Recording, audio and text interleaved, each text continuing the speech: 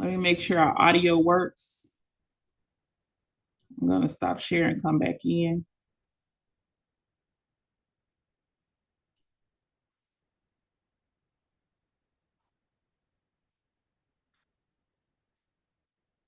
All right, guys.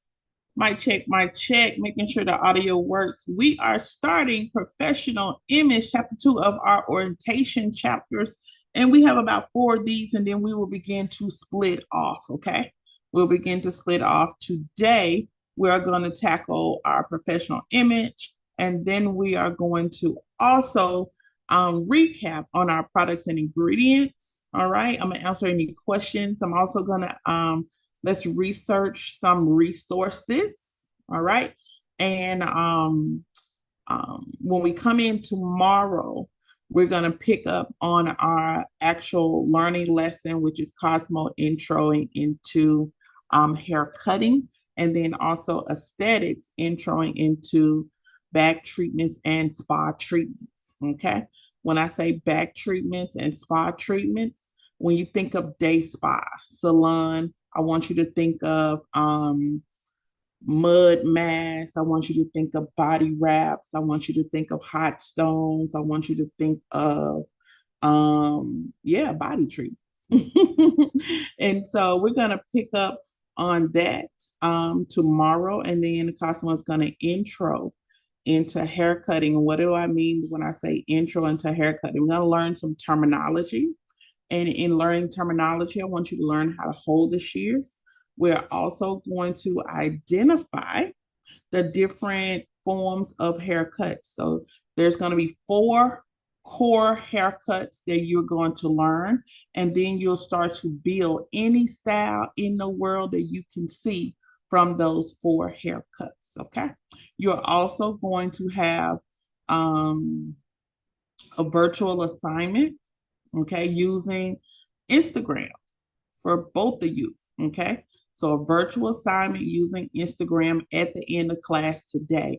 And you need to bring your phones in tomorrow, and we're going to be using technology at the beginning of class to talk about our top 10 dives, okay? So I'm going to need top 10 dives and use them because what is top 10 dives? Dive, dives. When you dive into social media, when you dive into Instagram, when you dive into TikTok, y'all know it's hard to come out. Okay. So your top 10 channels, your top 10 pages, and we're just going to explore Instagram tomorrow. Your top 10 pages for the best hair cutting. Hold on one moment. This is important call. This is my mom.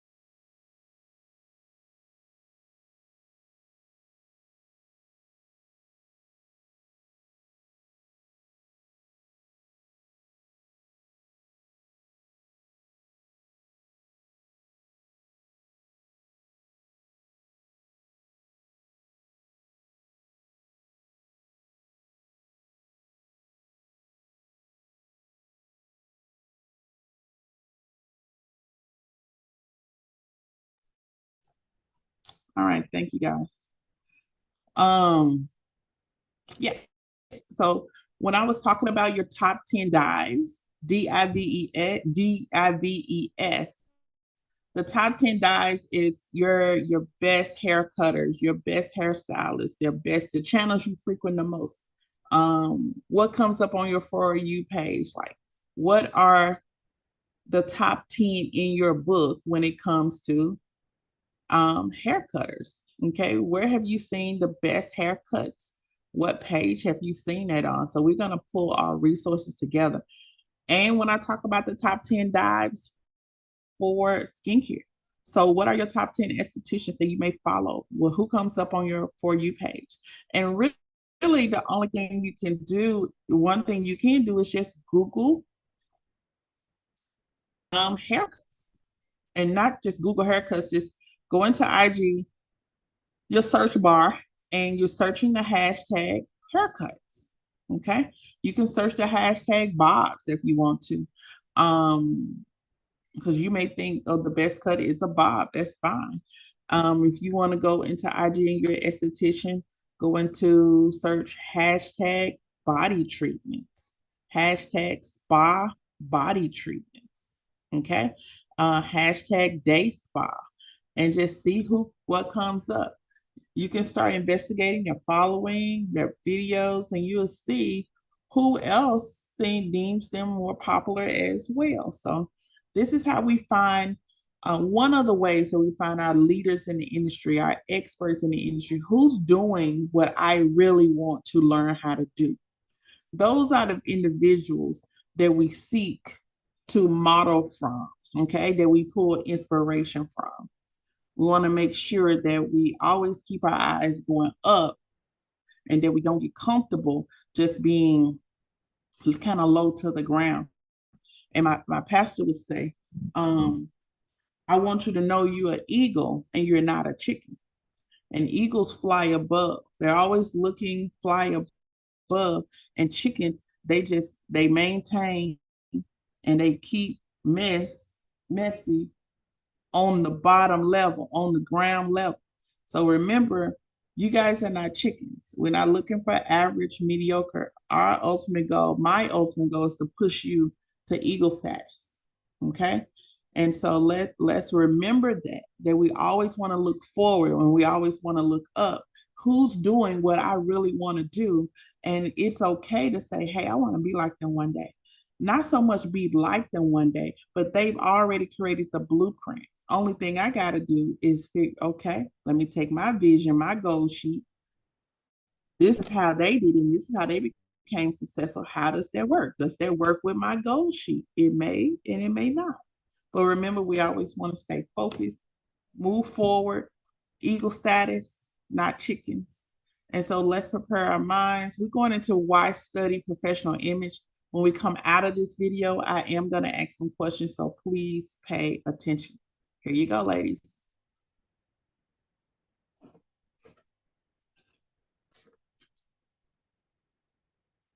When looking for a new restaurant, you most likely go online to look at pictures and reviews of the food. It's how customers get an idea of what their experience will be like. Well, in the beauty industry, your professional image is a key factor in determining whether your clients will keep coming back or choose another beauty professional altogether. Personal grooming and hygiene play an important part in your professional image. So, pay close attention to those factors when getting ready for work. There's nothing like a stinky armpit to ensure that a customer won't be coming back. And make sure you're putting out an image of yourself that represents your personal style. Finding the right work environment that matches who you are can make all the difference. But your professional image isn't all about looks. You can project positivity through superb customer service skills and a stellar work ethic. Soft skills, such as listening and communication, are crucial to determining your client's concerns and offering the right solution. Hey, those listening skills might even cue you in on a product to upsell. By learning the importance of personal hygiene, being true to yourself, and having a positive attitude, you'll be able to establish a professional image that exudes your unique style and dedication to the beauty and wellness industry as well as your clients. All right, guys. So that was professional image. It was a couple of statements that kind of stuck out to me. You know, what do you guys look for when you go for a new restaurant? When you see a new restaurant, what attracts you? Is it how the food looks? Is it just face value, word of mouth? And so that's the same way we should also look the image that we're putting out.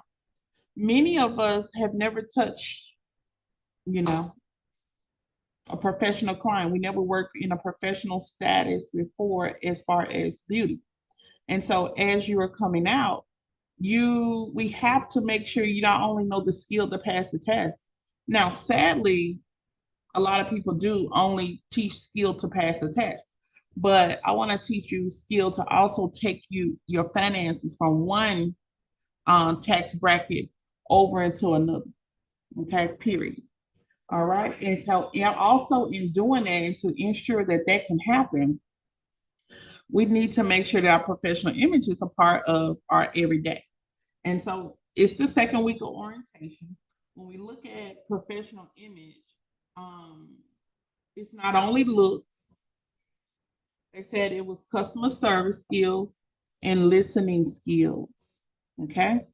So let's go into the chat. How many of you guys love someone's service, that what they did for you, that whether they were, you loved the food, but you did not like the waitress attitude.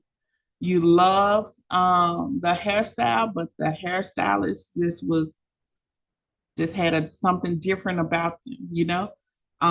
You love this place, but I never return. How many of you guys have had that experience?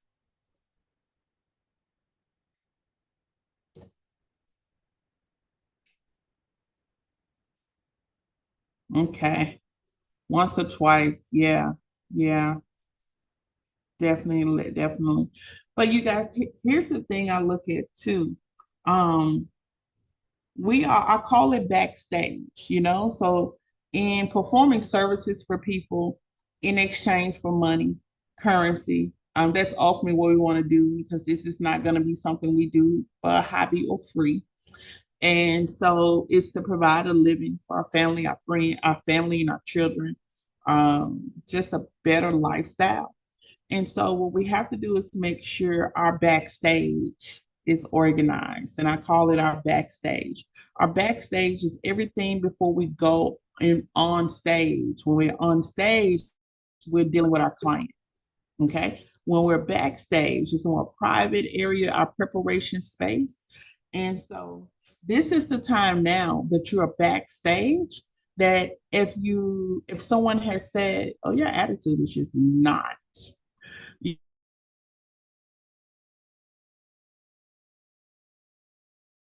you know, where it needs to be to servicing clients. Or you may say, I don't even like this. Okay. And so we got to make sure your backstage is of the part. And number one thing is going to be customer service. Okay. How do you guys feel about service? Can someone unmute just your organic thought on customer service and you, Boomer? Someone can unmute.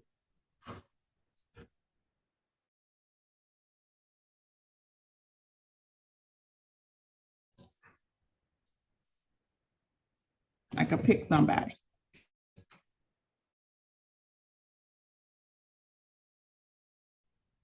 Can you repeat the question again? Who said that? India. Okay. You want me to repeat it? Yeah. Okay. So, how do you feel about customer service? As a consumer, you're the one paying for the service. You're the one going to buy the gas. How do you feel about customer service? Because by now we all have a perception of how we want to be treated. How important is customer service to you as the consumer? I think it's very important because first impression is everything, especially when it's your first time going somewhere. I would say a good attitude will leave a good impression, or just Okay. being well mannered, or just knowing what you're talking about. That's good. That's good. That's good. That was good. That was good. All right, y'all. In the chat, let's give her a high five. In the chat, let's give her a high five. That was amazing. Anyone else about customer service? How do you feel about it? What's your take on customer service? I feel like customer service is important because you're giving them your money. So why aren't you treating me like I'm important? Your Oh, attitude matters because this is my money that I worked hard for. oh, I love it. It does. We need a t-shirt. Your attitude matters. Your attitude matters. So since we feel that way about customer service, we got to make sure when we really pop out, our customer service first, that's us checking ourselves, is on point. Okay. This thing about people saying out the gate, they got to earn my respect. Y'all, let me tell y'all something. You are in a luxury field. You are being trained to become a service provider, to provide a service for them that they don't need to live. No one needs their lashes done to breathe. No one needs a haircut to breathe. Okay? So you're being trained to present yourself in a field as a necessity to your consumer. There are individuals that say, I ain't going nowhere unless I get my lashes done. Those are your customers. Those are your clients. I don't want to say customers, those are your clients. And more so, those are your guests when they come into your building. There are individuals that build their beauty services into their budget monthly. Okay. So I never want us to get full of the hype. You know, we go viral, we get full of the hype, we do a million different things. I mean, everybody's talking about what we love, what we look like, how it's popping over here, and then our head gets big, and we forget what got us there, how we treat the client. And I saw a video about beauty professionals being was looked at as really stars. Okay, if you was a hairdresser, you were looked upon as a star. You drove the best car, you wore the best clothes, you had the most social status. We want to get back to that. Okay, but how we get back to that is making sure that we are serving in a very professional place. And professionalism was top tier in that time. Okay. And so I do have an IG podcast that I'm going to introduce you to tomorrow. It's not mine personally, just something I want you, I mean, today, that I want you to watch. But we got to make sure we get back there. So I always tell my people, as fast as you came up, you can come down. And so we got to make sure that we are providing the best customer service because we want to have that best customer service as well. And one of the biggest things with service providers that I believe there aren't a lot of older professionals who can teach the younger professionals coming in some of the foundation. Now, they can't teach you everything because you guys are rolling. You're doing business way better than when we did business. And hats off to you. Your marketing game is off the chain. Your graphic, your hustle is off the chain. But some things from these old people, I need you to pick up and hold as your foundation. Okay, no matter how far you grow, you hold that back as your foundation. And that's your professional development, how you would introduce to customer service. That stuff, no matter how old people get, how old we get, 10, 20 years down the line, people will love how you treat them. They love how you respect them. Okay. They love how you make them feel when they're in your presence. Because somebody at home is not getting that love. Somebody at home is not being considered, not being listened to. Okay, so that's why it's so important. Your job is so much bigger than performing a service. It's all around, and we're trying to bring it full circle around here at DCI. Okay, I want you to experience the greatness that you have in you and just really push towards what's coming in the future. No AI can take the place of your professional development. Okay. I personally am being forced to learn AI. I was dibbling dabbling in it maybe a year ago. I'm now being forced to learn it because if you ignore it, I found from other mentors, if you ignore it, you get left behind. So, although AI is used to do a whole lot of things that humans would do, nobody can take away that warmth you have in your heart, that dear concern. I don't want to hear a robot all day ask me how I'm doing. So I want to talk to real people. Make the people want to be in your presence. All right. And you do that by treating people right. You do that by having a professional image. Okay. You respect them, you respect their dollar that they're bringing to you. So you dress accordingly. You also make sure that your hygiene is in check. And so we do this backstage. This is why in the bathroom there's soap, there's wipes, there's pads. Okay. What else I need to bring? Y'all figure out what else need to go in there and I'll put it in there. Okay. Maybe some mouthwash. Okay. Because you have to be prepared. You got to be prepared. And I started bringing the hygiene items in because over the years, I've had one or two students have mishaps. Okay. And just in a sticky place in life. And that was the place that they freshened up. And guess what? I'm okay with it. We have snacks now, not as many because we don't have a refrigerator, but we would have snacks and then we have breakfast food in the refrigerator that they could just go warm up, juices and stuff like that. Why? Simply because there was a need. And so the rule was nobody can ever say anything to anybody who wants 1, 2, 3, 4, 5 snacks. Nobody, because you don't know what that person's situation is.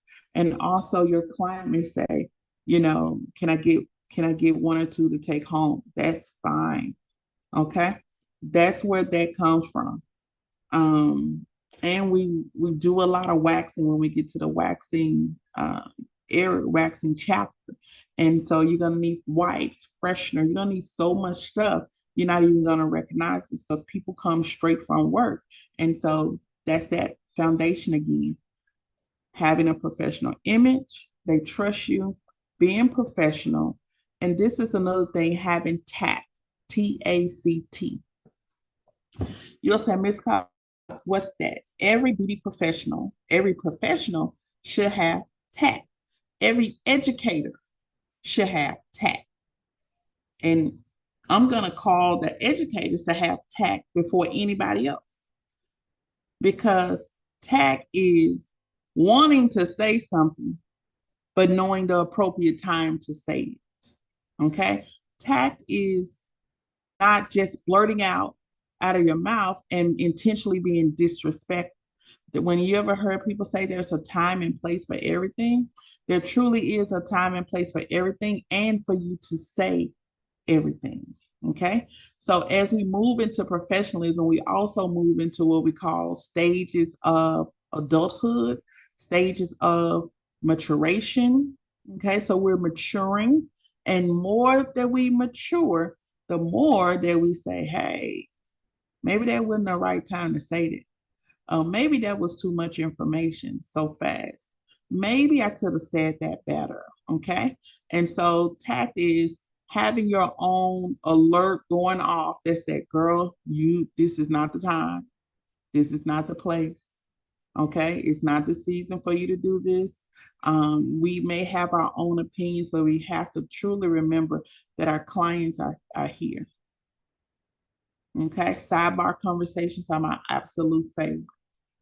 So we got to make sure we're intentional about how we present ourselves and how we make our clients feel.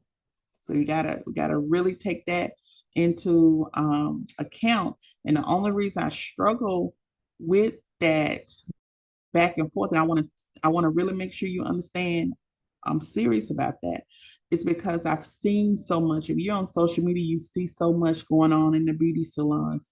Memphis already gets a bad rap. And it's not only in Memphis, it's all over the country. Okay. Probably all over the globe.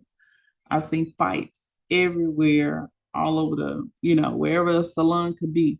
It's always could be an altercation. All right. But we always need to make sure that we're presenting ourselves in the most professional way. When we come on stage, we're ready. We look good. We feel good.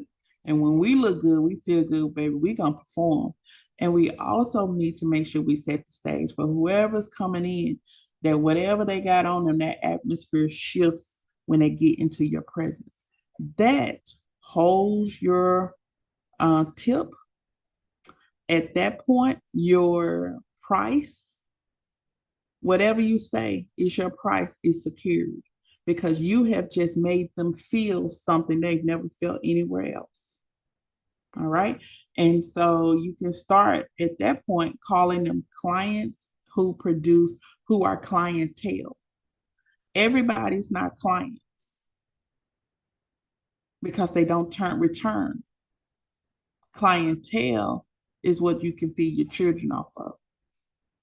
And that person guaranteed is coming back because they're looking for that feeling you made them feel. So don't switch up on them. Okay. Take this as an orientation week. We learn the professional image. We learn the professionalism. We're developing. No one's going to be perfect. I'm not perfect. Miss Anthony's not perfect. Miss Candy's not perfect. You name any teacher we got, they're not perfect. Okay. But everybody with intention are putting their best foot forward. Okay, in our conversations, in our teachings, in our just being considerate of others. Okay, what you do in school is typically what you're going to do out in the salon. And so I want to make sure that you're prepared and you're just growing. And that maturity level in your professional image and also in your professionalism should just continue to grow. That is something, once you get your license, does not go away. We're just building the foundation. Okay. And so I just want you to remember, yes, they say first impressions matter, but long lasting impressions matter the most. Long lasting impressions matter the most. Okay. So we want to make sure we look good. We want to make sure we have customer service skills. And if you're saying, Ms. Carter, I'm shy. Put a 1 in the chat if you ever had to do a speech, a public speaking speech, get in front of people. Put a 1 in the chat and talk. Like you literally want me to talk. Guys, I never thought I'd be a teacher. Never thought I'd be a teacher. I was literally, when they say, stay in a child place, don't say nothing. Y'all, that damaged me because I was scared to talk. I did not say anything. Okay. I would think whatever I say, I always get in trouble. So I wouldn't say anything. It was never the right time, or I was just, total damage. Okay. Until one day, my grandmother said, she was looking at me sideways. And I said, I'm in the living room. She's looking at me. I'm like, what did I do? Here she goes. What did I do? And she said, did you do your hair? I said, yes. She said, you're going to make a lot of money one day. From her speaking life into me at that moment, it shut down the doubts and it opened and unlocked something. And the next day, I started making money in the beauty industry. Someone called me to do hair, and I'm like, what? I guess I'll do it. Yeah, come on. And it was natural, and I've been going ever since. I've been elevating ever since. Okay. And so sometimes we just got to make sure we're in the right place at the right time to receive it. But even in the public speaking, I mean, scared. And even from that point, I was doing, my do at home. And in school, I always had an intimate group of friends, and went over to college and felt isolated. I was back in my, don't say nothing, I'm by myself. From there, I said, I miss the actual smell of products, and it was gel to be exact. I missed it, the smell of it, the taste of it. And I used, yeah, you work all day, you're going to end up tasting something. And from there, I went to study to pass the exam because I had all my hours. And I went to this place to pass the exam, and it was a professional beauty school in Raleigh. And when I tell you, met some friends that I have to this day, but it was another teacher. She said, you're good at you're good at helping people and showing people you'll be a good teacher one day. And that at that moment, I believed that I could be a teacher one day. Sometimes we just need people to just open up something, see what we don't see. And every time they dropped it, it started. And I go over to the salon, so I'm working in the salon, and it was after I tested, which was like 19, between 19 and 20, I was dared to go and become sign up for the instructor training program. I was dared. And when I tell you, I signed up, and it was the same teacher who told me I would be a teacher one day. So she was happy to see me. And from there, we're here. Okay. So we never stop growing. We always remain teachable. We always make sure our customer service, our niceties are in check. And we always make sure we're listening. Okay. And I just told you that little story just to kind of motivate somebody that, where you are right now is not the final thing. If not I've only had 3 jobs. I only had 4 jobs in my life.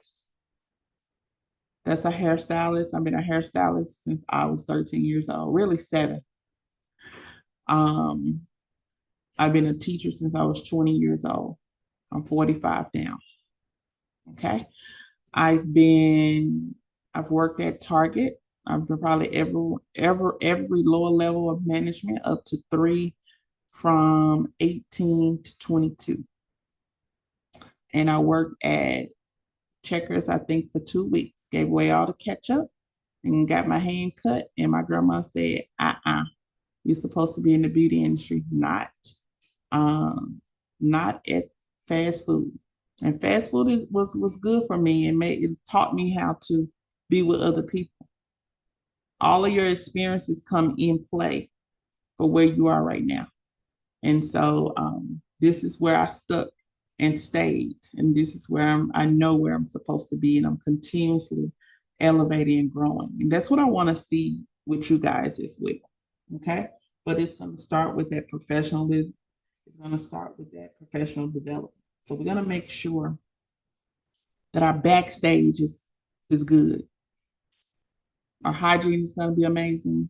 And then our customer service skills. If you need to work on that, there's YouTube. I learned how to speak a lot through Steve Jobs' presentations, the guy that invented Apple. I used to watch his presentations. I used to watch TED Talks, and I still watch TED Talks to enhance my knowledge, enhance my vocabulary, to see how people work the room. Anything that you want, and you put some work into it, you're going to get better, but you're going to have to work at the skill. Okay. Also, I looked at 3 things they stated. Closer to the end, making sure your personal hygiene is in play. Nobody wants to smell a musty armpit. Probably gonna do this as a bonus, Miss Anthony, next week. We'll make sure we give the details tomorrow. Every student to create them, put in your kit a small hygiene bag. What do you have in that hygiene bag? The things that can refresh you throughout the day if you're going to be working on a client. Do you have a toothbrush, a small toothbrush, maybe mouthwash, maybe deodorant, maybe sanitary wipes, maybe hand sanitizer? What do you have in your little hygiene bag that can make sure that you're good before you go and service a client? Okay. They also said make sure you're true to yourself. You don't have to be anybody else but you. Your personality will draw the clients in. Your personality will keep the clients in. And this is why I say, do you, because there are people that do them and they have clients that do exactly like them. You are attracted to your tribe. Your tribe will find you. If you smoke all day, there's a tribe that smokes all day. Okay? I don't know how far you're gonna go, but there's a tribe there's a tribe that looks just like you. So just like a parent, you start to rear children that do the same thing you do. When you are a professional beauty professional, y'all have probably seen it. There are people that are drawn to you to do it. They do exactly what you do. Okay. And if you want to say, I'll need another set of people, show some growth. Okay. And then go and start attracting people of where you want to be. So she said, be true to yourself. Your personality is enough. You don't have to be anybody else. Somebody is waiting on what you have to offer with your corny sense of humor. Okay. And I feel like the people that God sends me are very unique. And I have, who I don't have, I don't need. Okay. And then there are professional image. If we are, especially estheticians, you're like the top of the chain when it comes to skincare. So our ultimate goal is to make sure our skin looks good. Cosmetology, top of the chain when it comes to hair care. Even though you do dabble in skin, you do dabble in nails. One of your major goals is to make sure when you walk out, your hair looks good. No one's asking you to do a full salon setting, but can we be neat? Can it be neat? Can our faces be clean? Can our edges be laid? Okay. Can we be nice and neat? Because remember, we are selling ourselves. You are your first salesman. A lot of people book according to how they see you look. Okay. So that's something you want to look into. We got 5 more minutes on this professional image lecture, and then we're going to go into our PowerPoint. Miss Anthony, do you have anything?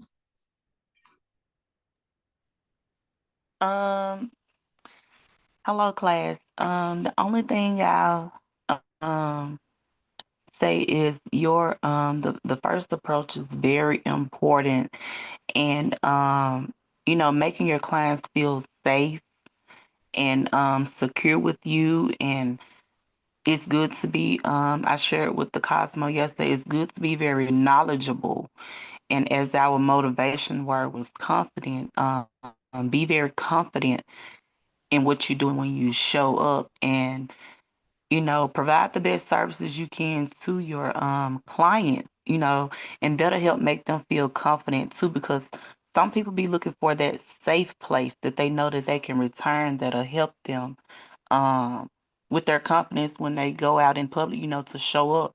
And yeah, just keep going and keep learning and keep gaining as much knowledge as you can, because you can never learn too much.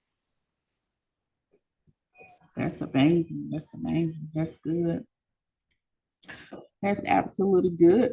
Let me get one or two students. Y'all can go into the chat. Professional image. Anything that we've said so far. Give me one thing that stuck out. One thing that stuck out. Professional image, hygiene, something from video, professional development.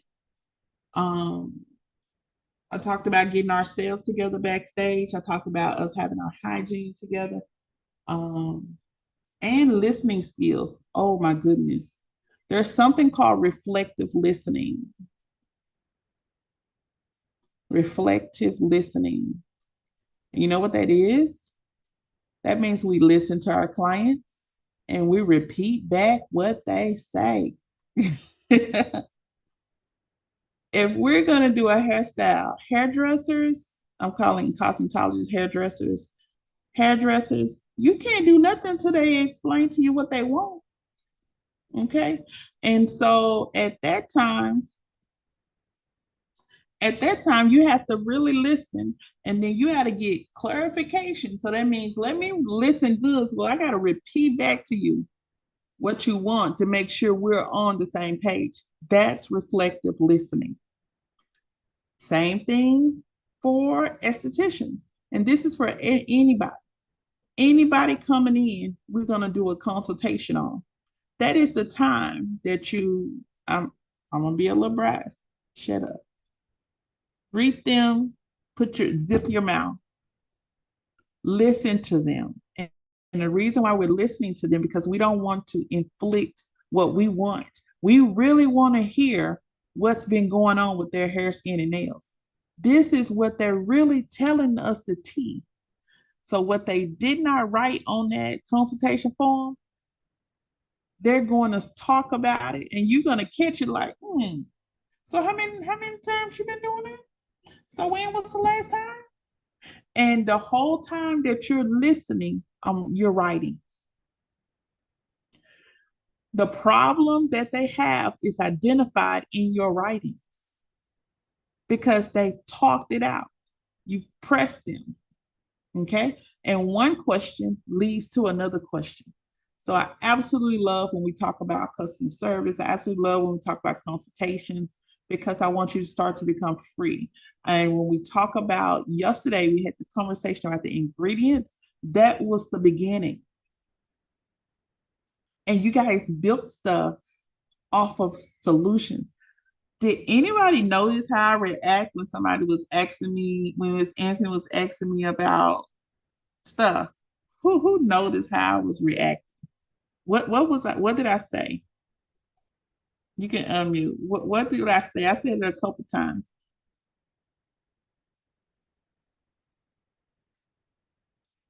Anybody remember? Think hard. I may have something special for you tomorrow.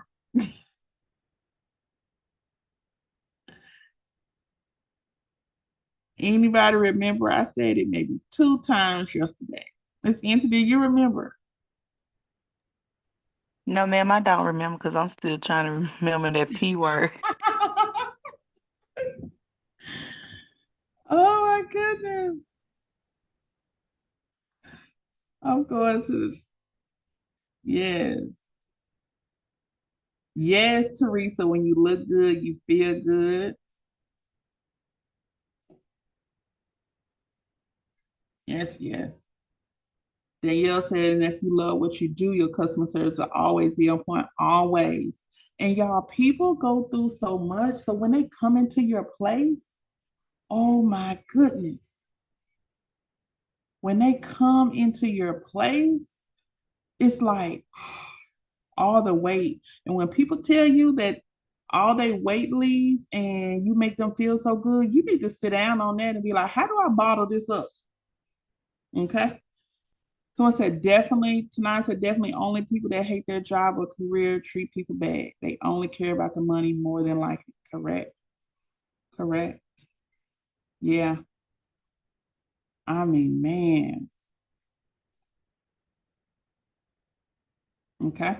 Okay. So what I said was, we were doing a lot of questions. We were building a lot of formulas, having some fun yesterday. A little good old nerdy time. And I said, hold on. I kept saying, hold on, go back. And I would put my hand on my head and I would ask, so what problem are we solving? And if you notice or pay any attention to me, it was a little confusion. But then when I asked what was the problem, and then I heard what the problem was, it was easy for me to say blank, blank, blank, blank, blank. It was very easy to, call it out. Anybody remember that yesterday? Yes, I do. Yeah. So that was the key component. That was the key component. That was and that's why I have to listen. Okay. And honestly, I have to have my glasses on when I listen. I feel like my glasses are superpowers If I don't have my glasses on, I can't hear you. That ever happened to anybody? So I feel like had my glasses on and I could hear you clearly. Oh, my nerdism went up 1,000. Okay, it went all the way up. Welcome, Puya. And so at the end of the day, what we do want to make sure is that we listen. And when we listen carefully, we're able to find the problem and then go ahead and say, okay, this is what we're going to do for our solution. We're going to build us a plan. And so that may be how often they need to come and get their skin done. What do they need to use? This is what they need to buy. This is what they're taking home. And this is when I'm going to check in on you. When it comes to the hair, okay, this is what we need to do to the hair. First, we need to get it back into a healthy state. Second, then this is what we're going to do. I need you to come and commit to however long. From coming to commit to however long, then we'll move to the next step. Also, I need you to let's work together as a team. This is now my hair. This is now my skin. And so I need you to take care of it while you're at home. And, that's building a rapport. You're building a relationship with the clients. And when clients feel like they have a bona fide, honest relationship with you, nobody else, you don't have to worry about nobody else taking a client because they can't take something that was never theirs. Okay?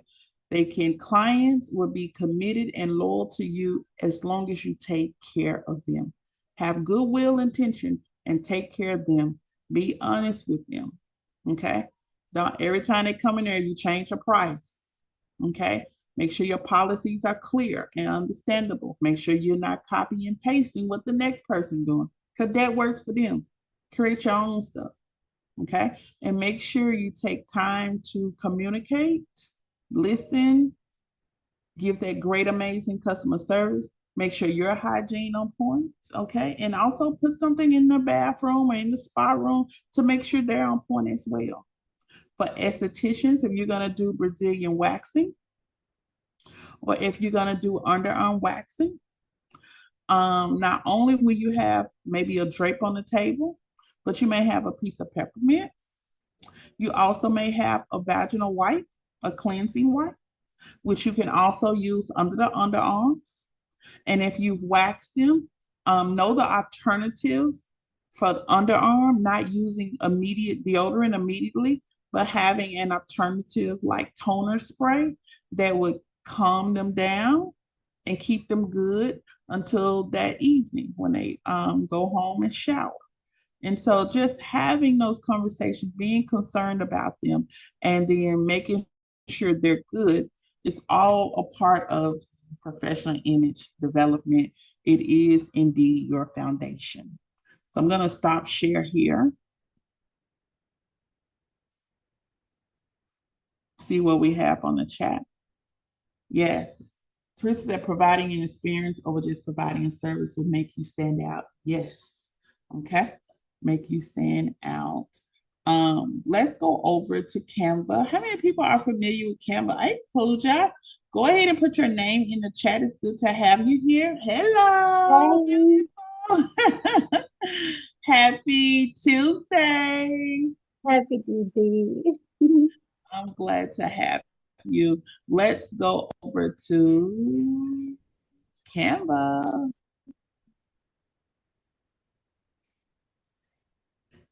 Put your one in the chat. If you have heard of Canva before, put a one in the chat. Canva. Put a one in the chat. Okay. You're going to go ahead and get your free Canva accounts. All right. Go ahead and get your free Canva account. Oh, Teresa, I absolutely love it. I have the pro. And every time they have like these yearly trainings, I'm locked to my YouTube, watching it live. And I just want to be there. Like I told you guys, I'm in the middle of learning AI. So I was hitting on it a little bit last year, but I'm really diving into it. So today's my first day just diving into it. There's a class tomorrow that I'm going to put on for us. Just in this beauty industry, you cannot grow unless you're growing with technology. All right. So anything technology, I'm gonna try to make sure you guys are part of it. Also, Cosmo, I'm purchasing a ticket for a color class, virtual color class, and it's gonna be accessible for Cosmo students, unless aesthetics are into hair, but for you guys to watch a color class. If it's on a day that you're not in class, you will get credit for it, okay? But yeah, anything that I'm finding that's educational, I'm making sure I pull you guys to it. And also, if you see anything, you make sure you let me know, okay? So we look at professional image. Usually in this chapter, we will dive a little bit deeper into hair removal, although we got the hair removal chapter coming along. This is why study professional image, client expectations, client confidence, human interactions. Y'all, human interactions. Who would have thought that after the pandemic, we would have a problem with people wanting to interact with people? But we do, okay? And sometimes being at home during pandemic, you have some people that it totally put them in a place where now they have to be reintroduced to society. And it's 2025. Our pandemic years, it's just like you can't say when a person comes out of grief. I feel like parts of pandemic was grief. And everybody's gonna have their moment where they come out. Everybody, like it really hit a lot of people. And so no, we can't say when you should snap out of it, but I want to introduce people back into engagement, okay? Back into engagement in the beauty salons, back into engagement into open space salons, okay? Salon suites are amazing, but open space salons are amazing for individuals who's only been licensed 1 to 5 years. It is amazing for those individuals. So I'm always going to be an advocate of human interactions, okay? So even with yourself, introduce yourself in the mirror. Let's introduce ourselves tomorrow to each other. 30 seconds. We call it a pitch introduction. I only need to know if I'm just meeting you and shaking your hand, your name, where you're from, and what you do. Okay? It should take 30 seconds, and you should be smiling when you say it. Okay? That's the beginning. That smile breaks the ice, and people know something about you. Okay? And then we'll continue to move forward. Understanding what behaviors are appropriate in the workplace is vital to success. This is why I say everybody needs to make sure they understand boundaries. You got to make sure you read the room, okay? That is something underlined. Make sure you read the room, okay? Reading the room, especially as being a people person, when you step in the room, reading the room should not be looked at as over speculation, okay? But reading the room is just kind of sitting here. What's going on in this atmosphere? And if you're an atmosphere changer, I want to perk this up. What we got going on? How do we resolve this so we can move on? But yeah, making sure we come in, we read the room, we're understanding behaviors. You're gonna deal with people from this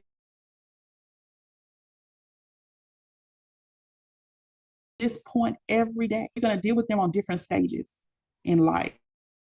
Make sure that you have this persona about you that people feel comfortable, especially comfortable enough to give you their money.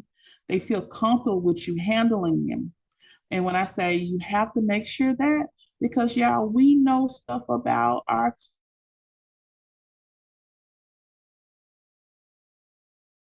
clients that they don't need cosmetology. You both of you guys see intimate. Someone has to be really comfortable with you to sit on the table naked and get a service. That's another level of confidence. They trust you. Okay. So be able to understand And a lot of times when a client may come in, if a client does come in angry, guess what? It's not most of the time towards you, at all towards you, because they still came in and trying to give you the money. But there should be points where we're not like robots, where we may ask the question, what's wrong? Is there anything I can do to help? Why don't you know what? I got this eye patch. I got these hot stones. Why don't you come in? We're going to close the room for a minute. I'm going to put it on, it's already on some relaxing music, but give them a moment. Sometimes people just need a moment. I can raise my hand. I'm a car person, but it gets a little dangerous. So I got to get out the car. But I love pulling up in the driveway and baby just having my moment. And I may do that anywhere, anywhere. But I love being in a beauty spa. I love being on a massage table, on a beach, or even hearing beach sounds. And I'm in my moment and I'm okay. I can move forward because I've had my moment. Okay. So let's acknowledge that with our clients as well and just be, available, be human. And so we can feel what they're going through. Let's look at beauty and wellness. Our professional image, the impression you project through your outward appearance and your conduct in the workplace. And so look around the people who you're in class with, whether it's Cosmo or Steady Slash. These are the people 10 years from now, you may need to give you a job. These are the people 10 years from now, they may have the leadership ability to pull your resume and give you a job. They may have the leadership ability to tell somebody, go there. She's good people. She's gonna take care of you. But most of the time, people remember where they met you and how they met you.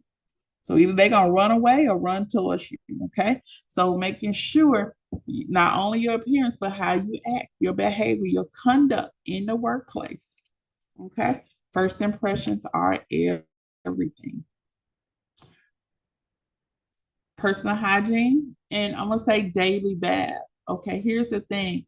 Based on what country you're in or from, a daily bath, even in 2025, is not normal. It's not part of their culture.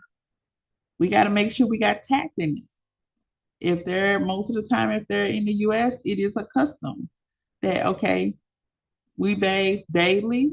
What would you guys say? Some bathe at least once a day minimum. Some people would do twice a day. Okay. But in some cultures, I think if you look back in the beginning of, like the beginning of times, they only bathed once a month, or they did a full bath on a God's birthday, whoever they served on their birthday, on their celebration day. So when they were going to do a sacrifice, a part of that was a bath. And so we look at it now and be like, what? Okay. In some countries, you smell and we smell, our smell of clean smells stinky in some areas. Okay. And so wherever you are, have a presumption of your personal hygiene. And most likely, we have a daily bathing routine in the US. Okay. We talked about the bathhouses yesterday. I think everybody needs to experience a bathhouse. And the bathhouse does full exfoliation on the body. And this is what I wanted to share with the aesthetic students tomorrow, is that those spa body treatments. So they do full exfoliations on the body. So what you usually would do on the face, they do that from the in between the toes, the ankle, all the way up to the hairline. Okay, so a full exfoliation. They call that a body polish, body polishing. Okay, they also call it a body glow. Okay, and those treatments are just as more expensive as facials. So there may be an area that you discover that, hey, I like this area. This is where I want to work. And of course, there's hair maintenance. No one's asking you to have the perfect laid out birthday style every day, but we do want it nice and neat. Okay. And since we're going to start taking clients next month, I do want to make sure that we Don't do any hats and don't do any scarves. Please, that's gonna be, is already a rule and we just kind of been a little lean on it. But please, as we move in and we're bringing in paid clients next month, we want to make sure that we take our head coverings off unless it's part of your religion. So we make sure our hair we have this hair maintenance. Also, let's make sure we have a skincare regimen, okay? Because you are what you sell. You need to have an oral hygiene. So I think I need to put mouthwash and things like that in our little cart. Food and drink, okay? And I put food and drink on there as far as like having lunch, but also I want to make an emphasis on food and drink. And when we say you are what you eat, just reference from there. You are what you eat, okay? And then we look at deodorant. Now with both of you guys being able to wax, cosmetology and estheticians, you need to have a conversation with your clients about deodorant. And deodorant could be a deep research dive for everybody, because if clients get underarms done, there are certain deodorant is one of those things they cannot put on directly after a wax. Okay, you just cleared that pore out. It's very sensitive, and so you putting cake deodorant or something that layers and it sits over in there, it could cause an infection. Okay, and this is an area under the underarm too, where people have issues with boils, pustules, HS outbreaks, so many different things. So deodorant is going to be something we talk about, and that natural deodorant stuff. If someone is naturally a loud person, that natural stuff, they're gonna need something else. Baking soda and water. I told you baking soda is powerful, but baking soda is a good deodorant that you can just pat like powder. You just want it to look like just a little powder, and it'll help get your client at least 2 or 3 hours before they get to the next have to reapply. So there are some natural things that they could do, but don't go and buy anything. You probably have something around the house. Hand washing, making sure we take care of our hands, clean under our nails, making sure our nails are not as long that it picks up bacteria and spreads it, avoiding heavy fragrances. Put in the chat, why do you think we have to avoid heavy fragrances when servicing clients? What do y'all think? Why do you think it says avoid heavy fragrances with our personal hygiene when we're servicing clients? What do you think? I'm assuming that some people may be sensitive or may have some type of reaction to fragrances. Yeah, you're absolutely right. Your client they could start sneezing because their fragrance is too heavy. And you want the clients to come in, you want them to be relaxed. You want them to leave all that outside stuff out when they come in. So when they come in your heavy fragrance, it may, for me, if I smell some, my face screws up. And I know that's why I need a mask on. But I may start sneezing, or I may say I can't even do the service because I can't tolerate the smell. And because you insisted on wearing that perfume, you just lost the client. Okay. So just make sure no heavy fragrances, nothing that really cause noise distractions as well, such as phones, bangles, heavy jewelry. And guess what? Content. We got to add this content creation.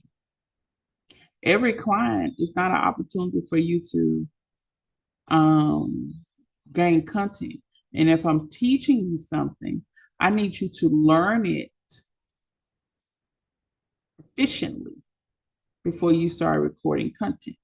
Okay. That is just going to be, that's like a golden rule for me. I don't mind any content. I don't mind you making any content, but I want to make sure you know your stuff before you're recording, because then that makes you look bad. that you're not doing something properly and you're posting. Okay, so you gotta be able to be assessed.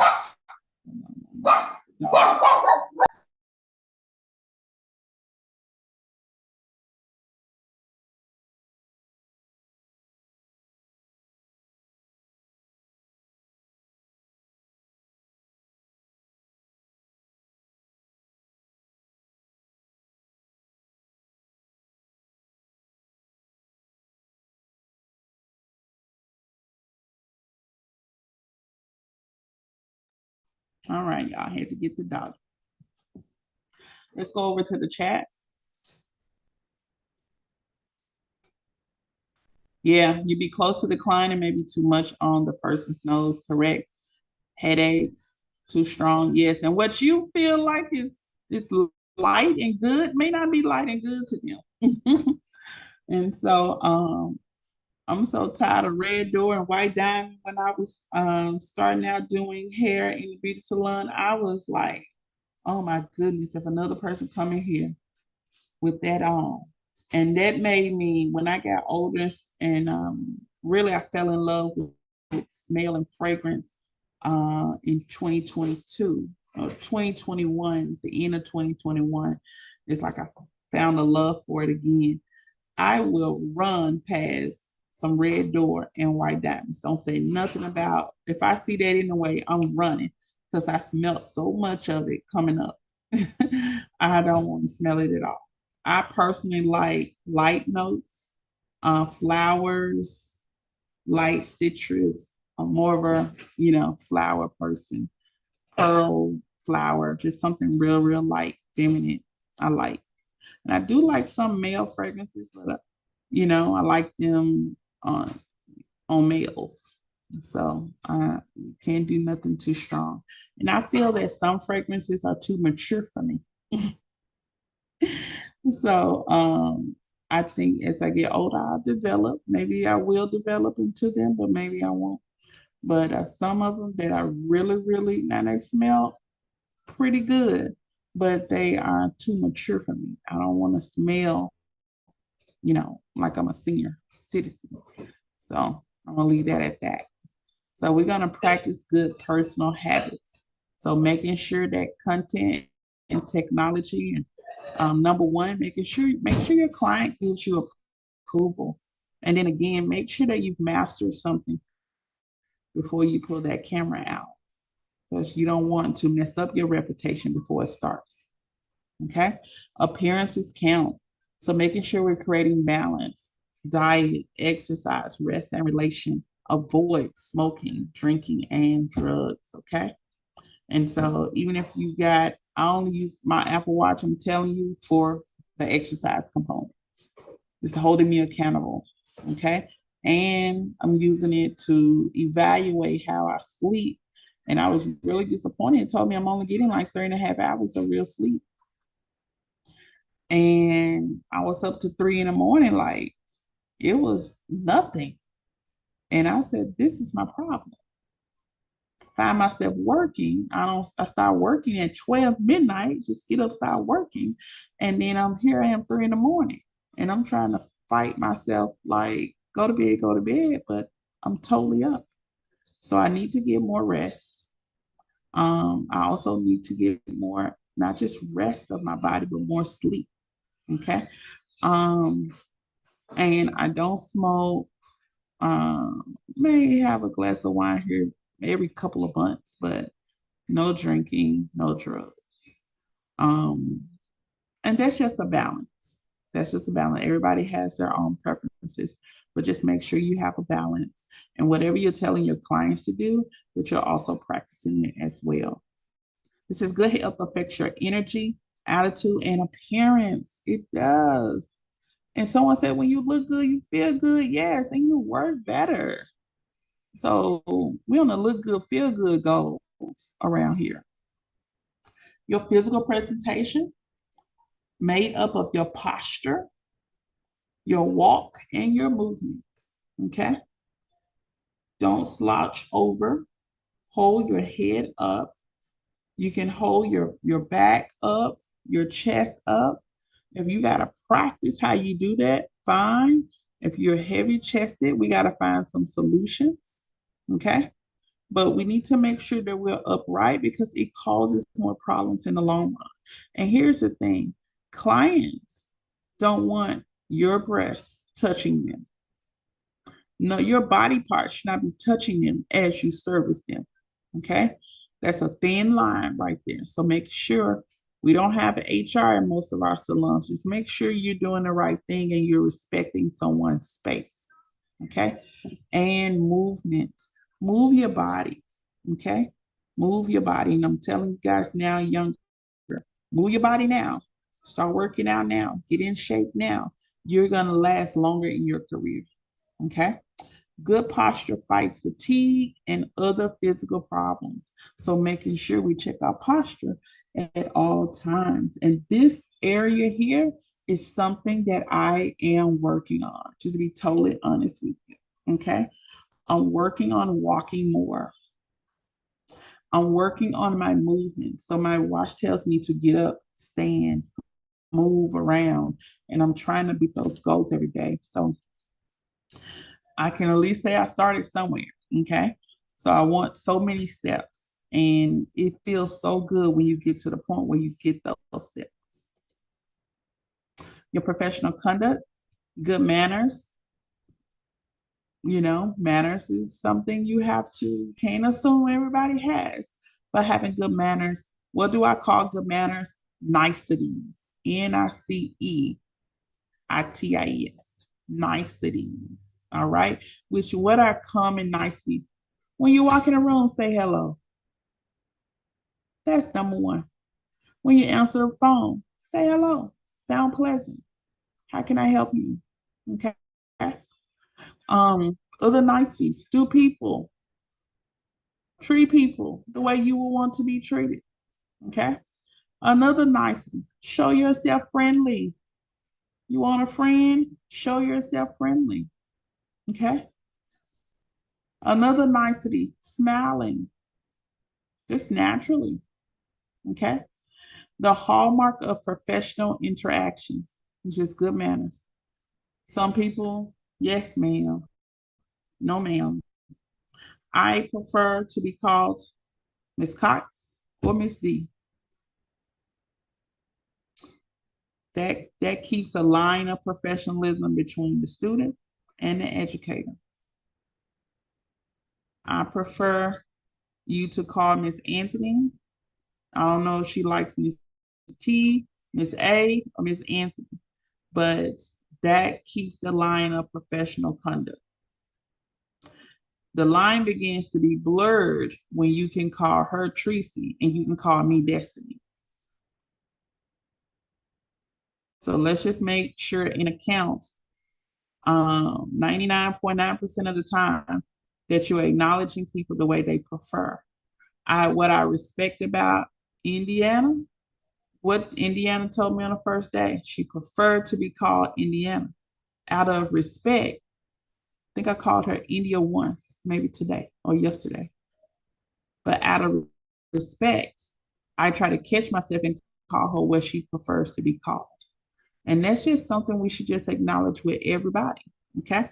But having professional conduct and make sure that educators stay in educator places, please make sure you address us accordingly to Miss, or I can do D, whatever.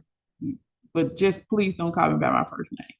Because to me, it says I failed somewhere, that we are on this casualty. And when it's time to address certain things, certain behaviors in the classroom, it may be hard to address because now there's a favoritism that may set in place, other students may think, because we're on first name basis. And I don't want anybody to think that. And I get along well with I get along well with everybody, I believe.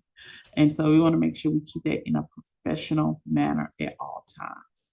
And so tell me how you prefer to be addressed, and we'll make sure we address it. Okay.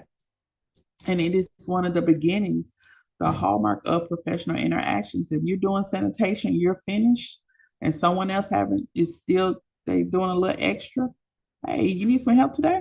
Let me help you, with your sanitation. Hey, you just help me out tomorrow, whatever. But that's the beginning, professional conduct. We have to, I said that we were going to introduce ourselves tomorrow, but how would you introduce yourself to a client? If you saw a client that needed the services you provide, we just walk away because you're just like, oh, people don't act, people don't do that. No. Hairstylists, your main thing is going to be hair. Where do people go that have hair? Somebody say something, unmute. If you service people with hair, where do people go that have hair? The beauty supply. Trick question. They go to the beauty supply. Where else do they go? So yeah, hairstylists need to be in the beauty supply. Randomly pull over, go in there, and give everybody a card and walk out. Ask them, can you leave a card? Where else? People that got hair are everywhere. If your clientele is mostly women, you prefer working on women. Women with hair, where do they go? A hair They shop. Where they go? hair salon. Yeah, but what I'm saying, where are these people? Like your clients, where are they? They're not in a beauty salon. You got to bring them to the beauty salon, but they're shopping, right? They're at your kid's school. They're at the gas station. They're at the restaurants. So anybody with hair is your customer. You just got to go get them. And if you prefer using having women as your customer, and you can even say I prefer women 30 and up. Where do women 30 and up go?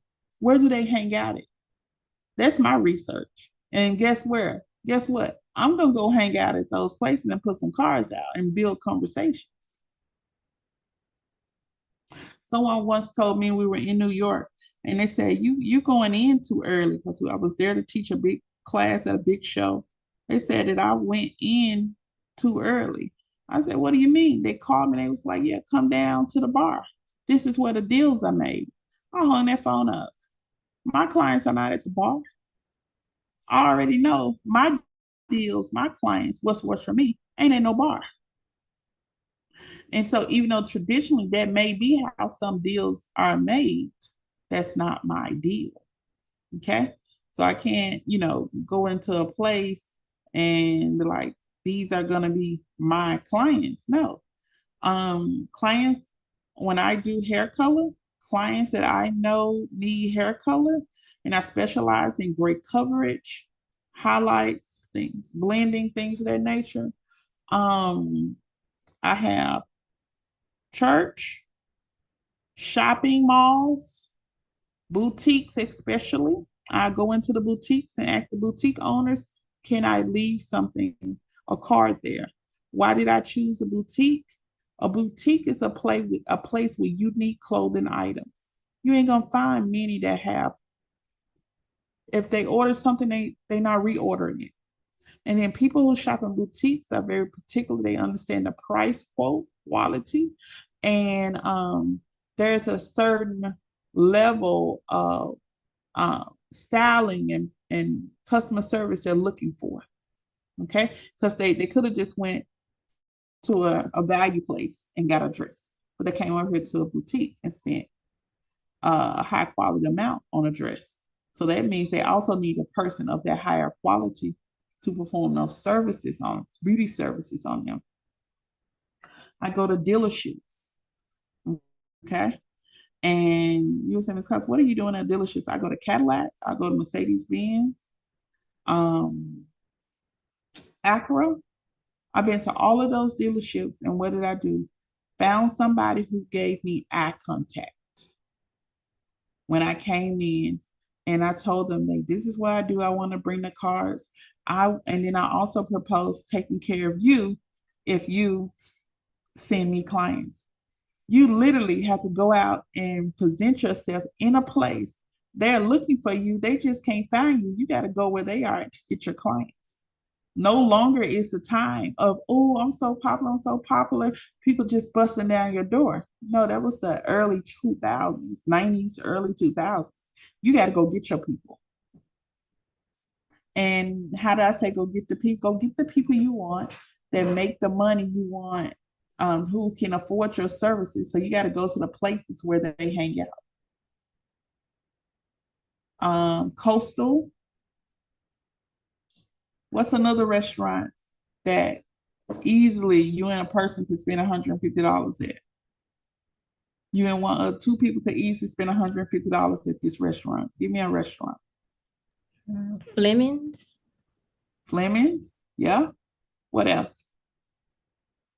I got Coastal. I got Fleming's. You got Ruth Chris. I don't know if Char's still open. Char was one of those places as well. And so, these people went to these places and they already knew what they were spending. I need somebody to come to me that already know what they're going to spend. And most of the time, if you're in these familiar places and you build relationship with sometimes the workers, sometimes the waitresses, sometimes the connoisseurs, and you just go to the bathroom and leave some cards, you're working. You're on the clock, you're working. You did that because social media can only do so much, but you getting out in person, that does that. Any marketing event, like I'm on a newsletter for the bar, the Memphis bar. That's, lawyers, future lawyers, retired lawyers, any networking they go to, I try to make sure that I got any networking they have is free first, and they got legal classes free. And so I try to make sure I go to at least one of those bar functions in the summer just to network and talk to people. Maybe they need my services because maybe I need their services one day. Also, the Black Chamber of Commerce. And then also there's the Chamber of Commerce. And so just engulfing yourself into community and being in these places where people meet up, your network is going to turn into your net worth. And so get out of your comfort zones and say, I want to go. This is the client I desire. This is the type of money I desire them to pay me for my services, and go and show up in those places. Another place that I tend to go to is like real estate networking events. I know that's not like a restaurant, but a lot of times, real estate agents, they really like to look polished and professional. So I like to like reach out to those type of experts. You are absolutely right. And I gave you a little quick hand clap on that because I went to an open house and me and that young lady are still in communication. Like, they are the kings and queens of follow-up real estate agents. So you are absolutely right. Real estate events. Good job, good job, good job. If you're in Memphis, there's something called Edge, which is really good about building community, may even help you with funding your business. There's something called SCORE if you need a business mentor, SCORE. And so just finding out what the city offers. And also, once you get your business license and once you get your license certification from the state, go and become a member. Go and become a vendor for the school system, because they have a program that has so much money that takes care of kids, especially homeless kids and things like that. And they need to have services. So there's funding set aside to make sure that these kids have clean hair, clean clothes, things of that nature. So there's funding for you to provide those services for those kids. So, and if you can only get those kind of contracts if you are on the vendor list. So you have to go through a vendor certification, and it's free to go through that. Also, with the city of Memphis, the city of Memphis has so many programs. You can just look at the news and see what's coming. And so I would go ahead and get on that like contract list. And so when you have to go through like several weeks of certification with the city of Memphis, I think that EDGE program. Once you go through that certification,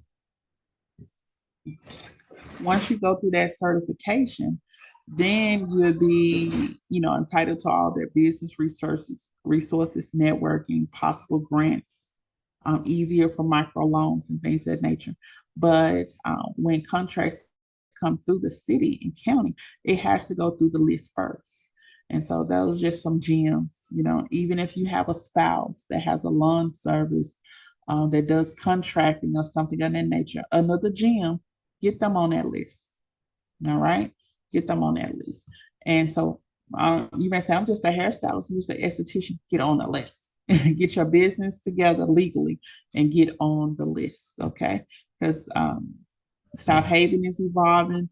West Memphis, Arkansas is evolving. So some of the similar things you see in Memphis, you can also see in DeSoto County. And also you can see them over in West Memphis.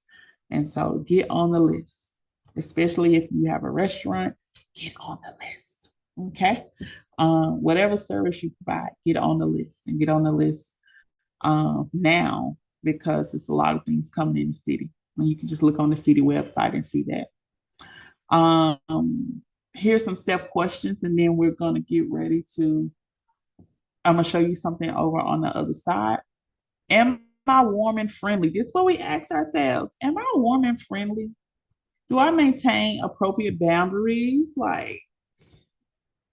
And this is, I am a hugger, but what I found is I hugged somebody one time and she didn't hug me back, and it felt like I was forcing it. So that kind of made me chill out, and it felt real cold. And I was like, oh, wow, what did I do? But I just found out the person didn't like me anymore. And I was like, please tell me that before I hug you, because I'm thinking we still cool. So, but I have to make sure I check my boundaries. And if the person comes in for a hug, I'm falling in that hug, y'all. But I'm probably not going to give the hug at first anymore, because I just said I don't want that feeling of coldness and that, it's not received. I don't want to put myself back in those shoes again. So I am literally a hugger. Okay. But if the person does not come towards me and embrace me in a hug, I'm probably not going to, reach out and hug. I just don't want to, I want to be respectful of those boundaries. Do I maintain client confidentiality, which means if I'm talking to Teresa and Teresa's telling me something intimate, something personal, that she trusts me with, she wants that to stay here. It should also communicate to Indiana, and then Indiana communicates to someone else. So make sure that you have a sense of professionalism when it comes to confidentiality, because your clients will talk to you more than they talk to anybody else. And what you have to be respectful for, when I say read the room, as I said before, your client is there for your time. All right. So we have to be, sometimes clients could be like little babies too. They want all of your time and don't want you to communicate with anyone else. I totally get it. Okay. But also be mindful of their time. That's their peace time. So no one should be coming up talking to you. You shouldn't be getting 1,000 interruptions while you're servicing them. You also should not be picking up a phone, having whole conversations while they're in your presence and you're servicing them. And so just be mindful of that also, that people, they want their space and they value their time with you. And remember, they could have went to 1,000 other people, but they chose to come there with you and spend with you. And so just be, mindful. Sometimes you got to take the authority and say, hey, when I'm with my client, I'm not going to have my door open to my suite. When I'm with my client, I'm not going to be talking to anybody else. And I would talk to you guys after my client leaves, because that time is specified for my client. Okay. Do I keep my ego in check? Girl, we know you bad, but bring it down. We know you good, but bring it down. Sometimes that cockiness and the confidence could be confused and looked at as cockiness or arrogance, but just make sure it's, we just check that out. There's nothing wrong with being confident and overly confident. Who else is going to pump you up, girl? Okay. But at the same time, make sure it's not rude and it's not nasty. And you're not what do I call hurting people intentionally by some of the words that you may say because you're feeling a certain way. And then later on, you think about, oh, I didn't have to say that. That was mean. Then you're trying to apologize. And so you need to make sure we straighten it up at first, before it even comes out. And it's literally called humbling ourselves. Okay. Ask yourself these questions and evaluate your professional conduct because no one else has to tell you to get your act together. You already know. Everyone already knows. um, Here's one of the last one. Mastering self-control. Make sure we count to 10 before speaking. You want to distance self and regain composure. Any suggestions? Okay. Anybody has something that they do to kind of bring them down from 100 to 0? Count to 10 before speaking. Okay. I'm finding it. And then distance self and regain composure, which means I need a break. I need a moment. And people should respect that moment. And then once you get that moment, come back and let's talk about it. Okay. Anyone have a suggestion on how to bring it down? When conflicts arise, how do you bring it down? Who wants to be transparent?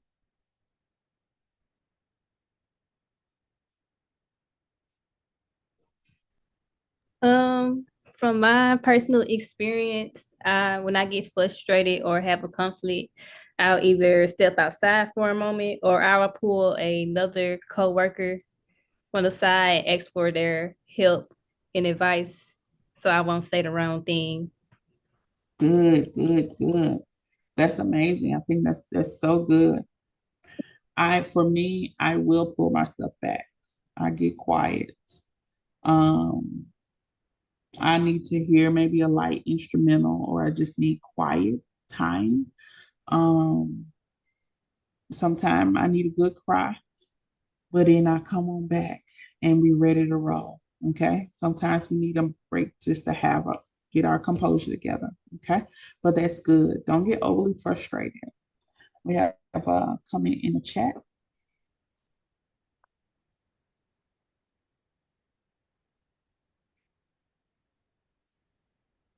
Yeah, tonight says definitely step back and evaluate how to fix the situation. Yes. And Teresa says, yes, get to the bank with them cards. Definitely. Okay. When conflicts arise, consider the following coping mechanisms. All right. That's it. And so what we're going to do, that's a part two. What we're going to do, I'm gonna look into the oil. So it's 11:50. I'm gonna stop share. I'm going to go in and get this little chart I wanted you to see. So hold on. We're gonna be finishing in about 9 minutes. So just hold on. You just breathe and get you some water, and we're gonna be done shortly. Hold on. Let me pull my other screen up.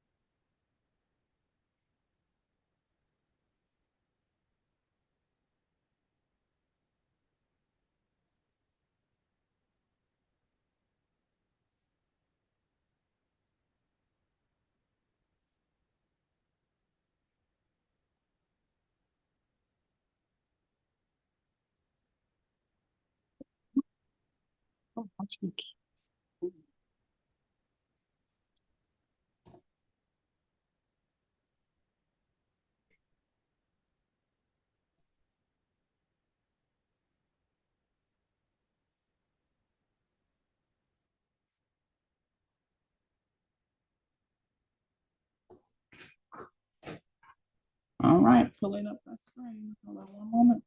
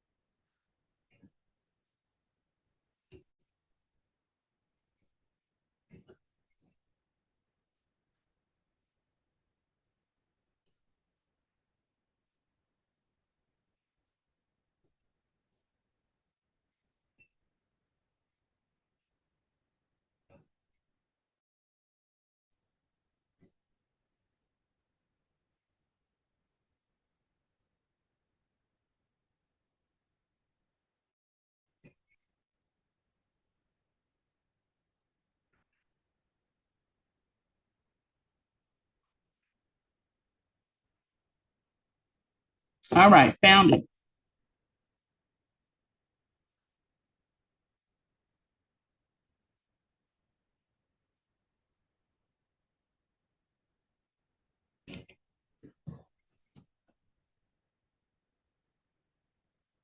All right, so yesterday we dealt with a lot of oils, and oils fall in the category of emollients, okay? Emollient, okay?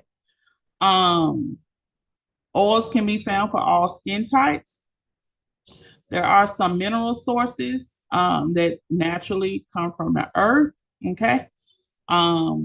And you know, a lot of things that come from the earth, you have to make sure that it doesn't harbor bacteria, but also has more fun qualities to it, okay? Also, let's look at just some examples before we get to our list, okay? There's a liquid paraffin. This comes from petroleum. And when we think about petroleum, think about petroleum jelly, think about Vaseline, but also think about plastic shoe boxes. Okay. And so we're talking about from that particular family. So liquid paraffin. All right. What will fall in that category? A lot of times you that's associated in that category, we got A&D ointments. You also have aquaphor. You have other things that have that consistency. I tell anybody, if you got to use Vaseline, you might as well use aquaphor A&D, something that has a healing qualities to it. Okay, not just thick exterior barriers. Something that has that's a barrier cream, but it also has healing properties. Okay. Then we have mineral oil, petrolatum, and we look at our botanical oils. Additional mineral resources and botanical oils. I talked about coconut oil. I did not talk about palm oil or hemp seed oil. Let me tell you that coconut oil, olive oil, palm oil are all used in cold pressed soaps, which means you will mix this with lye to make soap. Okay. And as it sits over a period of time, I was telling you guys about it yesterday, the lye goes away. It just slowly removes away. That's why it takes about 6 weeks.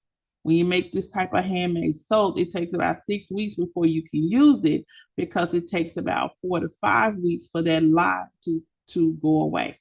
Okay. Um, and that's coconut oil and palm oil. Here's what it says. Dozens of plant oils are used in skincare products. Plant oils vary in fatty acid content and heaviness. Coconut oil and palm oil are two of the fattiest and heaviest oils.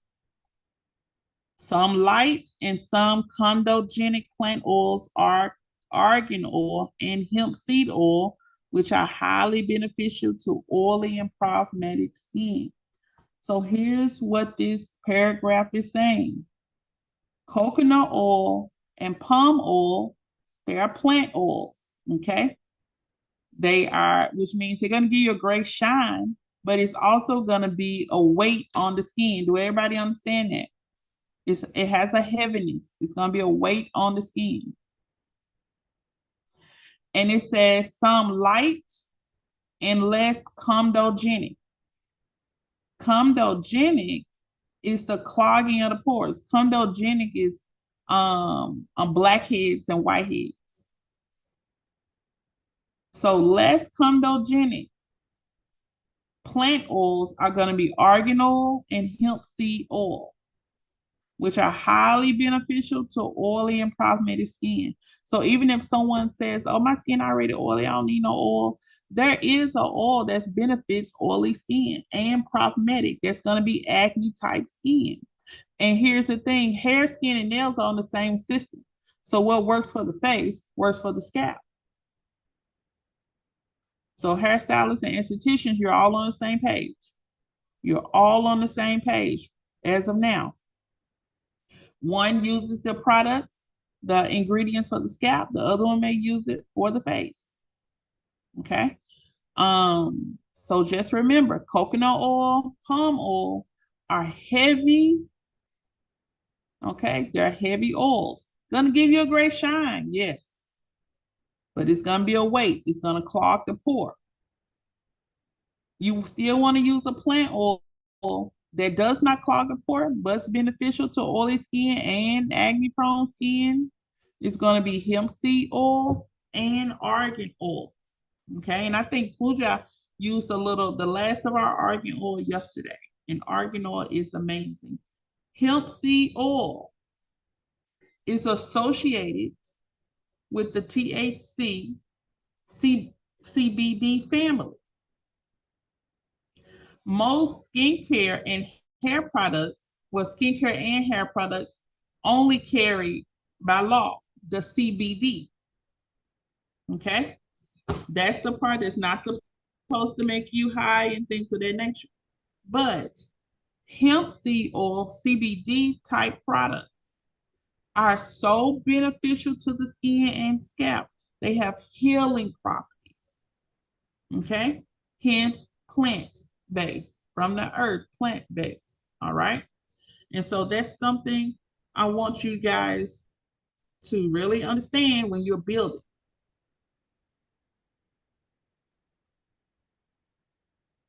Everybody understand that portion?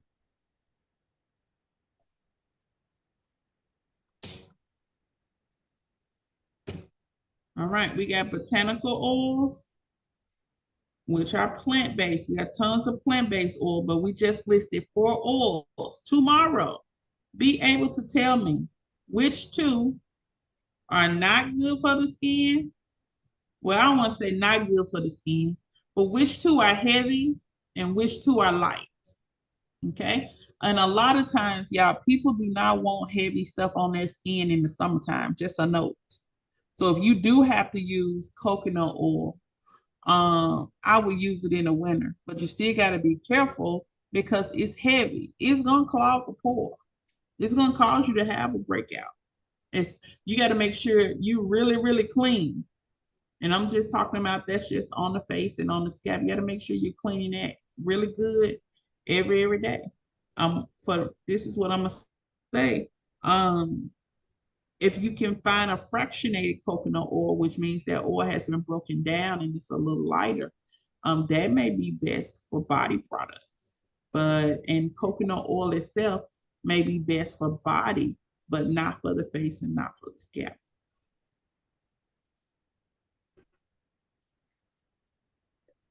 All right, so here's the list I was telling you guys about, comedogenic rating. And this list comes from the American Academy of Dermatology. It compares a list of common oils and it gives you the comedogenic rating. Comedogenic, let's look at that as word of the day, okay? In skincare, whether it's cosmetology or aesthetics, you have comedogenic and non-comedogenic. When you see comedogenic means this product can cause clogging of the pore, cause breakouts. Non-comedogenic, which means it does not cause, clogging and breakouts.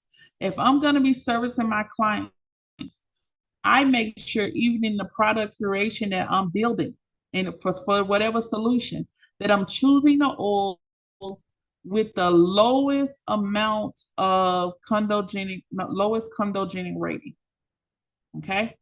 And so the lower the number, the better it is. The higher the number, it's not suitable. It's not suitable. It will cause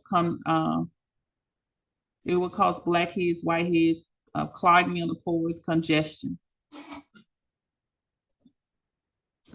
So you want to look here.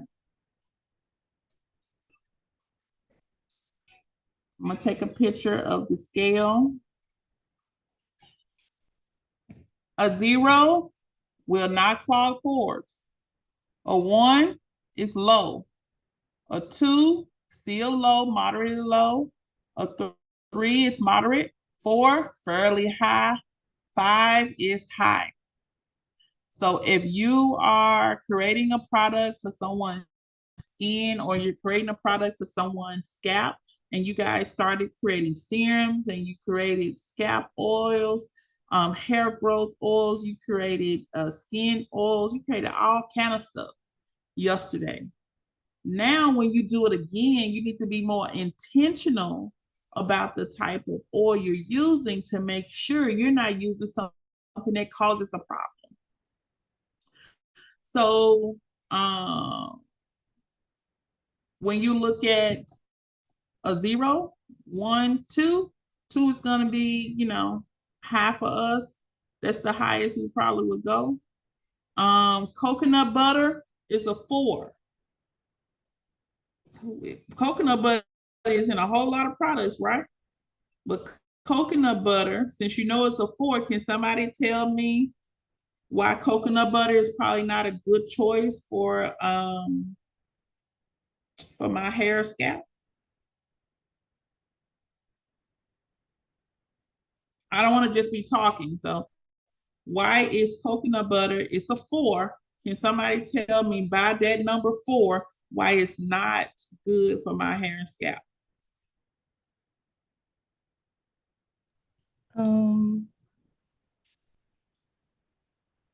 It's because of it's low on the pH scale, so it's Nuh-uh.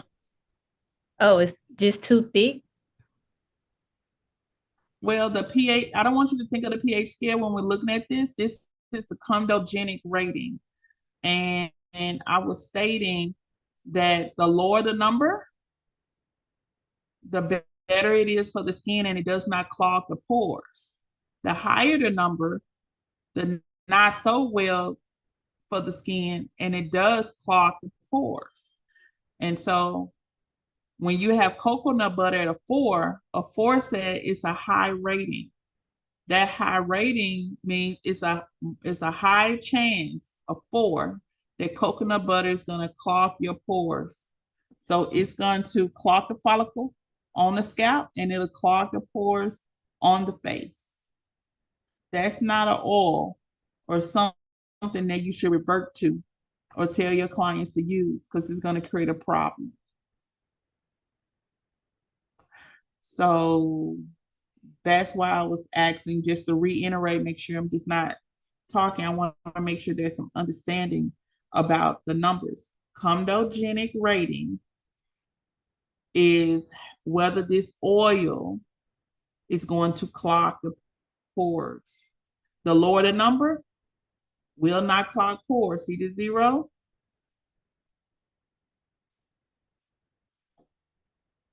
The higher the number,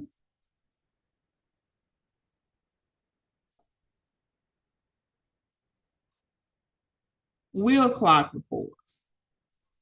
When you're building products or buying products for the client and saying you use this as a serum, why would you go and do all that cleansing, whether it's a shampoo, a scalp, or a facial, and then at the end put on an oil that's going to cause the problem to come back again? I want you to take note that argan oil is a 0. That means argan oil, I use it in everything. If I was you, it's a 0. That has to be your go-to. Because whether you got it in a growth drop, whether you got it in your shampoo, it's gonna, if you look up argan oil and see the benefits, amazing benefits, but it's never gonna clog. Let's look for another 0. Mineral oil. To me, mineral oil is so oily. But y'all, mineral oil has great benefits. And no matter how much you use it, it ain't clogging. It has a 0. Safflower oil, it has a 0. All of these would be in my my bucket. Hold on one moment.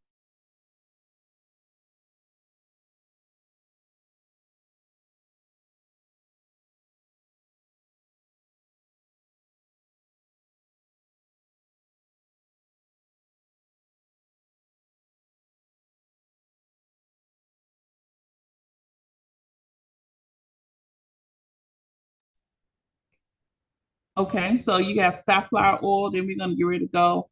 Shea butter is a 0. Use it in everything. Okay. Hemp seed oil, a 0. Use it in everything. Almond oil was a 2. Rose hip, amazing. If you can find rose hip, that's going to be amazing for the estheticians on the face. That's a 1. Evening primrose is a 2. Definitely use. Avocado oil a 2. Definitely use. Neem oil is a 1. I would use, but you're gonna need something for that smell. Sea buckthorn oil is a 1. Never heard of it. I need to look it up. The baobab oil is a 2. It is known for hair strength and hair growth. Grapeseed oil is a 2. So if you used grapeseed oil yesterday, amazing. If you used olive oil yesterday, amazing. It's a 2. If you used sunflower oil yesterday, amazing. It's a 2. Okay. Borage oil, somebody can look that up. Calendula oil, y'all. I taught y'all, I can tell y'all how to infuse that. That's a 1. We talked about calendula as a ingredient on the wall yesterday. Hemp seed a 0. Tamura is a 2. Pomegranate oil is a 1. It probably has some amazing benefits. Jojoba oil is a 2. Pumpkin seed oil is a 2. Wheat germ oil, one of my favorite shampoos included wheat germ oil. So it's a 5. It's clogging. You said by using that on the scalp, what do you mean? It could cause clogged pores, and clogged pores could create an unhealthy space, and hair won't grow. It won't protrude out. Okay? And so you may stunt the growth, causing bacteria. And especially if the person doesn't shampoo frequently, doesn't get detox and things like that, it can cause so many other issues. So maybe one of the reasons that's stunning hair growth. And coconut butter is too thick. Absolutely too thick. So it can be maybe used on the skin, but it's something that cannot be used on the hair and scalp. And it's gonna be, when it say weigh, it will weigh the hair down. So be very, very careful. Not use hair, scalp, or face. All right. This is condogenic. Let's look at the comments. Yes. All right. Does this chart help you guys? Does this chart help you? Okay. And it should be some more oils. We'll break down. We can, Miss Anthony said that you would get a list together, but let's just all, put a list together. Maybe tomorrow, add some more oils to our list. But it's good to know these numbers, and we did good with our oils yesterday. That means we were intentionally using products that does not cause us to have a problem in our client's scalp or skin later on down the road. Okay. So when someone says, "Oh, I broke out because of this oil," no, you didn't. Because my safflower oil, I only use safflower oil. Just say I use neem oil, and I got argan oil. Those are a 0 and a 1. Will not clog pores. Okay. If you can use all zeros, you bet 1,000. So that's something I want you guys to check out. All right. So until we meet tomorrow, let's do our Instagram dive in class tomorrow.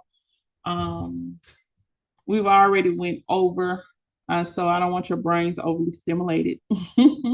Come in tomorrow, guys. We are gonna do a little theory. I need to move forward into another chapter, and we need to do a review. We're gonna do a little theory. We're gonna talk a little bit about what we made tomorrow. The biggest component of what you made, I need you to name it, and I need you to give me the benefits of what you made. What's the name of it, and what's the benefits? Okay, the benefits of it. So the name and the benefits. Not trying to stress your brain too much. Just the name. Give your product a name or products a name, and tell me what someone would use it for. All right. Give it a name. Put in your phone, in your notes. Give it a name and what someone would use their product for. And tomorrow we're gonna pick up before you move into your practicals. We're gonna do our Instagram dive. Okay. So y'all have a blessed and amazing day. Myself or Carla will be contacting everybody. We're